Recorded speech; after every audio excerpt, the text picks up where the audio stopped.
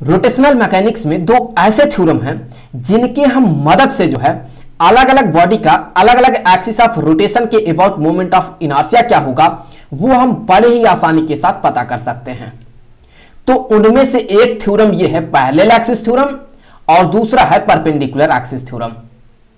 यहां पर ये जो पैरेलल एक्सिस थ्योरम होता है इसे हम हर तरह के बॉडी में अप्लाई कर सकते हैं, चाहे बॉडी 2 डायमेंशनल हो चाहे बॉडी 3 डायमेंशनल बॉडी हो, दोनों ही तरह के बॉडी में हम इसे अप्लाई कर सकते हैं। लेकिन ये जो परपेंडिकुलर एक्सिस थ्योरम होता है ये सिर्फ प्लेन लाइनर बॉडी में ही अप्लाई होता है। तो परपेंडिकुलर एक्सिस थ्योरम पर तो हम अगले वीडियो में बात करेंगे, फिलहाल हम इस वीडियो में सिर्फ पैरेलल एक्सिस थ्योरम पर ही बात करेंगे। तो इस वीडियो में हम सबसे पहले इसका स्टेटमेंट देखेंगे और फिर जो है हम उसके बाद जो है इसे प्रूफ करेंगे। इसे किस तरह से अप्लाई किया जाता है हम इस वीडियो में इस पर बात नहीं करेंगे। आगे चल करके जो है जब हम एक रॉड का मोमेंट ऑफ इनर्शिया पता करेंगे या फिर एक रिंग का या फिर एक डिस्क का जब हम मोमेंट ऑफ इनर्शिया पता करेंगे तो हम वहां पर जो है इस पैरेलल एक्सिस थ्योरम को यूज करेंगे और आपको वहां पर समझ में आएगा कि इस पैरेलल एक्सिस थ्योरम का महत्व क्या है। तो फिलहाल अभी हम इसके स्टेटमेंट पर बात करेंगे। तो इसके स्टेटमेंट को समझने के लिए मान लें कि यहां पर ये एक रिजिड बॉडी है, यहां पर ये जो आपको सरफेस दिख रहा है ये एक प्लेन सरफेस है। तो अभी इस बॉडी का यहां पर मान लेते हैं कि ये है सेंटर ऑफ मास, तो इस बॉडी का जो है ये हो गया सेंटर ऑफ मास। तो हमें एक ऐसा एक्सिस यहां पर ड्रॉ करना है जो कि इसके सेंटर ऑफ मास से होकर के पार हो, कुछ ऐसे, ये रहा वो एक्सिस। तो अब अगर ये बॉडी जो है ये बॉडी इस एक्सिस के अबाउट कुछ इस तरह से घूम रही हो तो फिर इस एक्सिस के अबाउट यहां पर इसका जो मोमेंट ऑफ इनर्शिया होगा उसे हमने मान लिया कि यहां पर जो मोमेंट ऑफ इनर्शिया होगा ये होगा आई सी एम। तो अब यहां पर जो है हमें एक और एक्सिस यहां पर ड्रॉ करना होगा जो कि इसके साथ यहां पर पैरेलल रहे, तो उसके लिए यहां पर ये रहा एक्सिस। तो यहां पर ये वाला जो एक्सिस आपको दिख रहा है ये इसके साथ यहां पर पैरेलल है। यहां पर ये मान लेते हैं कि यहां पर इन दोनों ही एक्सिस के बीच में ये जो परपेंडिकुलर डिस्टेंस है, सो यहां पर ये जो इनके बीच में ये जो डिस्टेंस होगा ये हमने मान लिया कि यहां पर ये जो डिस्टेंस है ये है h। तो अब अगर यही बॉडी जो है यही बॉडी इस एक्सिस के अबाउट घूम रही हो तो फिर इसका जो मोमेंट ऑफ इनर्शिया होगा इस एक्सिस के अबाउट इस बॉडी का वो हमने मान लिया कि यहां पर ये है I। तो फिर पैरेलल एक्सिस थ्योरम ये कहता है कि इस AB एक्सिस के अबाउट ये जो मोमेंट ऑफ इनर्शिया है I, यहां पर ये जो I है ये बराबर होगा, सो यहां पर ये जो I है I ये बराबर होगा, किसके बराबर होगा, यहां पर ये जो एक्सिस आपको दिख रहा है जो कि इसके सेंटर ऑफ मास से होकर के पार हो रहा है इसके अबाउट इसका जो मोमेंट ऑफ इनर्शिया है ये ICM प्लस इस बॉडी का जो टोटल मास है, चलिए मान लेते हैं कि इस बॉडी का यहां पर ये जो टोटल मास है ये है कैपिटल M, तो यहां पर होगा कैपिटल M इनटू इन दोनों एक्सिस के बीच में ये जो डिस्टेंस है h इसका स्क्वायर, तो यहां पर ये हो गया h का स्क्वायर। तो फिर यहां पर जो है ये हो गया पैरेलल एक्सिस थ्योरम का स्टेटमेंट। आगे जो है हम इसे यहां पर प्रूफ करने वाले हैं। तो इसे प्रूफ करने के लिए हम क्या करेंगे, हम यहां पर जो है मान लेते हैं कि ये एक पॉइंट मास है, ये जो पॉइंट है ये पॉइंट है P और यहां पर ये जो मास है ये है dm, ये एक पॉइंट मास है।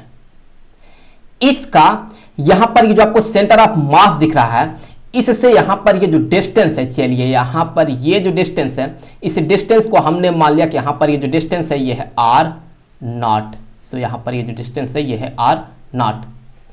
तो अब ये जो पॉइंट मास है इसका इस एक्सिस के अबाउट मोमेंट ऑफ इनर्शिया क्या होगा। अगर आप देखें तो ये जो पॉइंट मास आपको दिख रहा है ये पॉइंट मास यहां पर ये पॉइंट मास जो है ये कुछ इस तरह के एक सर्कल में घूमेगा, कुछ ऐसे यहां पर ये एक सर्कल में घूमेगा जिसका कि यहां पर ये जो रेडियस होगा ये r0 होगा, कुछ इस तरह के एक सर्कल में घूमेगा।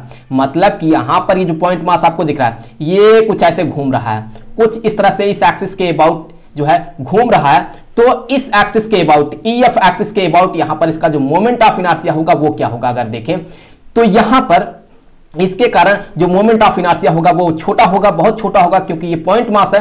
तो उस छोटे से मोमेंट ऑफ इनर्शिया को मान लेते हैं कि यहां पर ये है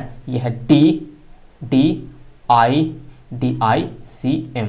तो ये किसके बराबर होगा, ये बराबर होगा यहां पर इसका जो डिस्टेंस है उसका स्क्वायर, आर नॉट का स्क्वायर, इनटू यहां पर ये जो मास है पॉइंट मास dm।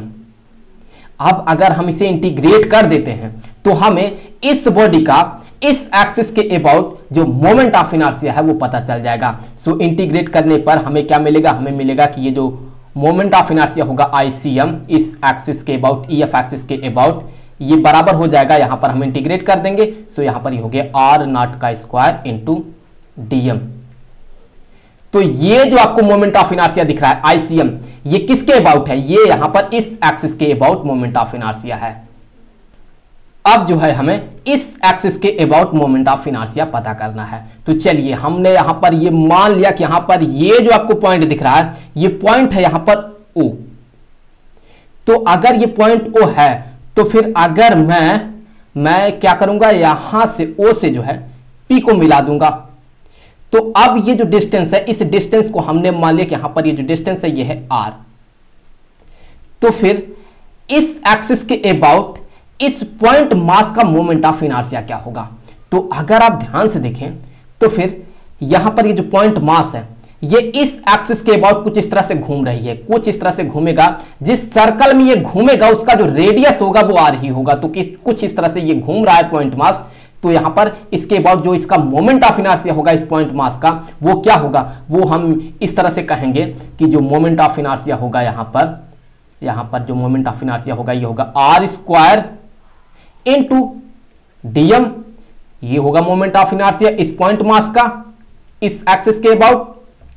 अब अगर हम इसे इंटीग्रेट कर देते हैं तो हमें इस बॉडी का इस एक्सिस के अबाउट मोमेंट ऑफ इनर्शिया पता चल जाएगा। सो हमने क्या किया, हमने यहां पर इसे इंटीग्रेट कर दिया तो हमें यहां पर इस एक्सिस के अबाउट जो मोमेंट ऑफ इनर्शिया है I, ये पता चल गया। तो यहां से ये हो गया I के बराबर हम कह सकते हैं। तो अब आगे हमें क्या करना है, आगे यहां पर ये जो आपको आर स्क्वायर दिख रहा है इसके वैल्यू को हमें पता करना है। जैसे हम आर स्क्वायर के वैल्यू को पता करके यहां पर रखेंगे और फिर हम उसके बाद इसे सॉल्व करेंगे तो फिर हम ये प्रूव कर देंगे कि ये जो I है ये यहां पर इसके बराबर है। तो चलिए इस आर स्क्वायर के वैल्यू को पता किया जाए। तो इसे पता करने के लिए अगर आप ध्यान से देखें तो अगर मैं इसे कुछ ऐसे जोड़ देता हूं, कुछ ऐसे, तो फिर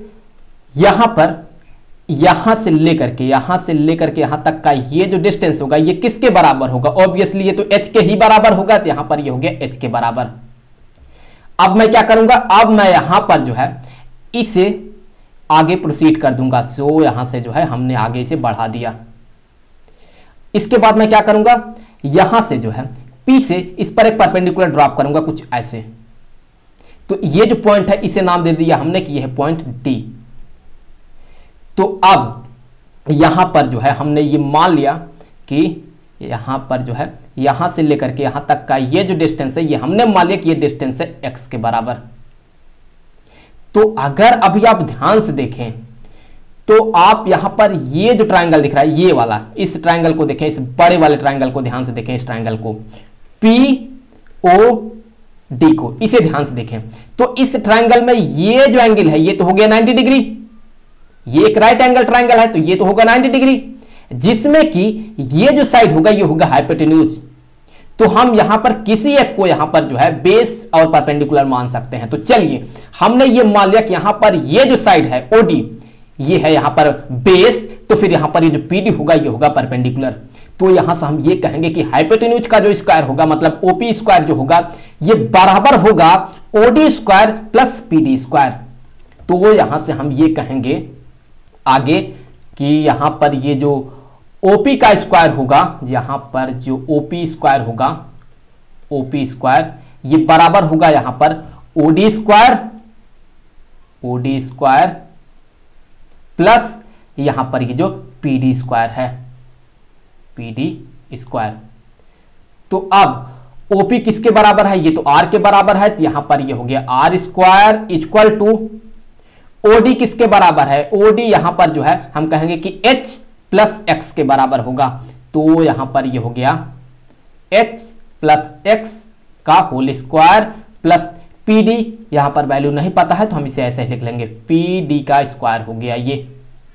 तो यहां पर इसे एक्सपैंड कर देते हैं तो यहां से हमें आगे मिलेगा कि ये आर स्क्वायर बराबर हो जाएगा H square plus x square plus 2hx, फिर यहां पर होगा प्लस पीडी स्क्वायर के। तो अब हम क्या करेंगे, अब हम यहां पर ये जो एक्स स्क्वायर है और ये जो पीडी स्क्वायर है इसे हम यहां पर एक साथ लिखेंगे। तो इससे आगे हम बढ़ते हैं, तो आर स्क्वायर यहां पर ये हो जाएगा एक्स स्क्वायर प्लस यहां पर हम साथ में लिखेंगे पीडी स्क्वायर के। ऐसा मैं क्यों कर रहा हूं ये आपको थोड़ी देर में समझ में आएगा। फिर बचा क्या यहां पर एच स्क्वायर प्लस यहां पर बचा 2hx। अब आपको ध्यान से देखना है कि यहां पर जो है, यहां पर ये वाला जो ट्रायंगल दिख रहा है, ये वाला जो ट्रायंगल दिख रहा है, ये भी एक राइट एंगल ट्रायंगल है PCD। यहां पर ये एक राइट एंगल ट्रायंगल है क्योंकि यहां पर देखें तो ये 90 डिग्री बन रहा है। तो इसमें ये जो साइड होगा ये होगा हाइपोटेन्यूज, ये जो CP दिख रहा है ये होगा हाइपोटेन्यूज। तो फिर अगर मैं इसे बेस मानता हूं तो फिर ये होगा परपेंडिकुलर। तो यहां से हम क्या कह सकते हैं कि हाइपोटेन्यूज का square that mean r nought का स्क्वायर ये बराबर किसके होगा, ये बराबर होगा यहां पर ये जो बेस है x का स्क्वायर प्लस यहां पर ये जो PD है इसका स्क्वायर। मतलब यहां से हम ये कहेंगे कि हम इस ट्रायंगल को देखते हुए ये कह सकते हैं कि ये जो आर नॉट का स्क्वायर होगा, आर नॉट का ये जो स्क्वायर होगा ये बराबर होगा यहां पर एक्स स्क्वायर प्लस यहां पर ये जो PD स्क्वायर है, हम इसके बराबर कह सकते हैं। तो x square plus PD square, ध्यान से देखें तो ये आर नॉट स्क्वायर के बराबर है।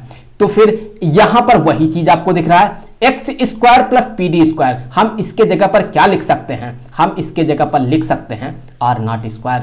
तो फिर यहां से हमें आगे मिलेगा कि यही बराबर हो जाएगा यहां पर आर स्क्वायर, यहां पर ये बराबर हो जाएगा आर नॉट स्क्वायर प्लस यहां पर होगा एच स्क्वायर प्लस 2hx के। अब हम क्या करेंगे, यहां पर ये जो आपको आर स्क्वायर का वैल्यू दिख रहा है, ये जो आपको आर स्क्वायर का वैल्यू दिख रहा है, इस वैल्यू को यहां से आर स्क्वायर के इस वैल्यू को हम सब्स्टिट्यूट करेंगे यहां पर आर स्क्वायर की जगह पर। तो आगे बढ़ते हैं, यहां से हमें आगे मिलेगा आई, ये किसके बराबर होगा, यहां से हम कहेंगे कि इंटीग्रेशन ऑफ आर स्क्वायर की जगह पर हम इस वैल्यू को रखेंगे और साथ ही साथ हम यहां पर जो डीएम है इसे मल्टीप्लाई भी करते रहेंगे। तो फिर यहां से आगे बढ़ते हैं, यहां से ये हो जाएगा integration of r nought square into dm plus फिर यहां पर होगा इंटीग्रेशन ऑफ यहां पर ये होगा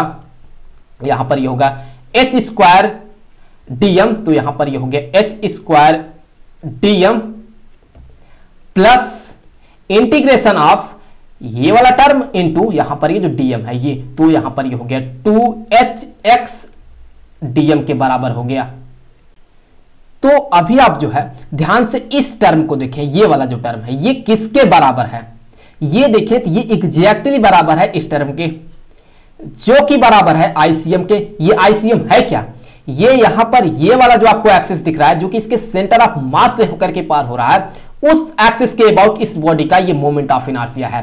तो हम इसके जगह पर लिखेंगे आईसीएम। तो ये जो टर्म है ये तो आईसीएम के बराबर हो गया, तो वो यहां से ये बराबर हो गया आईसीएम प्लस यहां पर ये जो आपको एच दिख रहा है ये तो एक कांस्टेंट है, तो एच स्क्वायर को हम इंटीग्रल से बाहर कर लेंगे। तो बचेगा क्या, बचेगा यहां पर इंटीग्रेशन ऑफ डीएम। तो ये किसके बराबर होगा, इस बॉडी में जितने भी इस तरह से छोटे छोटे डीएम हैं, इस तरह के ये जो पॉइंट मास है डीएम, अगर हम सबको जोड़ देते हैं तो हमें इस बॉडी का ये जो टोटल मास है ये पता चल जाएगा जो कि है कैपिटल एम। तो इसी को हम लिख सकते हैं h square capital letter M. तो हम सीधा सीधा लिखेंगे पहले एम को और फिर लिख देंगे हम यहां पर एच स्क्वायर को। अब देखें यहां पर ये जो टर्म आपको दिख रहा है ये जीरो बन जाएगा। कैसे जीरो बनेगा, याद करें हम एक बॉडी का सेंटर ऑफ मास कैसे पता करते हैं। मान ले कि ये एक बॉडी है तो इसका कहीं ना कहीं तो सेंटर ऑफ मास होगा ही। मान ले कि यहां पर ये है सेंटर ऑफ मास, तो इसका एक x का वैल्यू होता है, एक y का वैल्यू होता है, एक z का वैल्यू होता है। चलिए हम मान लेते हैं कि हम x के वैल्यू को बताना चाहते हैं। तो x का वैल्यू हम कैसे बताते हैं, जो x का वैल्यू बताते हैं उसके लिए एक फार्मूला होता है। वो फार्मूला याद करें क्या होता है, वो होता है XCM, ये बराबर होता है integration of x dm divided by body का जो टोटल मास होता है m। तो अभी अगर देखें ये जो आपको एक्सिस दिख रहा है EF, जो कि इसके सेंटर ऑफ मास से होकर के पार हो रहा है, तो इसमें अगर आप ध्यान से देखें तो यहां पर ये जो आपको पॉइंट दिख रहा है, ये वाला यहां पर ये जो C है, जो कि इसका सेंटर ऑफ मास है, यही पॉइंट इस एक्सिस का ओरिजिन भी होगा। क्यों? क्योंकि हम यहां पर ये जो आपको R0 दिख रहा है, इसे कहां से मेजर कर रहे हैं? इस R0 को जो है हम यहां से मेजर कर रहे हैं, जो कि यही ओरिजिन है और यही सेंटर ऑफ मास है। मतलब कि सेंटर ऑफ मास जो है वो ओरिजिन पर ही है। तो जब ओरिजिन पर होगा तो फिर एक्सियम तो जीरो बन जाएगा ना। अगर मान ले कि यही एक्सिस जो है, यही एक्सिस कुछ यहां से ऐसे पार होती, जो कि अब सेंटर ऑफ मास से होकर के नहीं पार हो रहा है, तो हम क्या कहते हैं कि हम यहां पर ये कहते हैं कि जो एक्सियम है उसका यहां पर ये कुछ इतना वैल्यू है, यहां से लेकर के यहां तक का ये वैल्यू है। इस केस में एक्सियम जीरो नहीं होता। लेकिन जब एक्सिस जो है, ये जो एक्सिस है, जब ये सेंटर ऑफ मास से होकर के पार होगा तो फिर वही ओरिजिन जो है इस एक्सिस का, वही ओरिजिन इसके सेंटर ऑफ मास पर हो जाएगा। तो फिर हम यहां पर ये कहेंगे कि जो एक्सियम है ये जीरो हो जाएगा।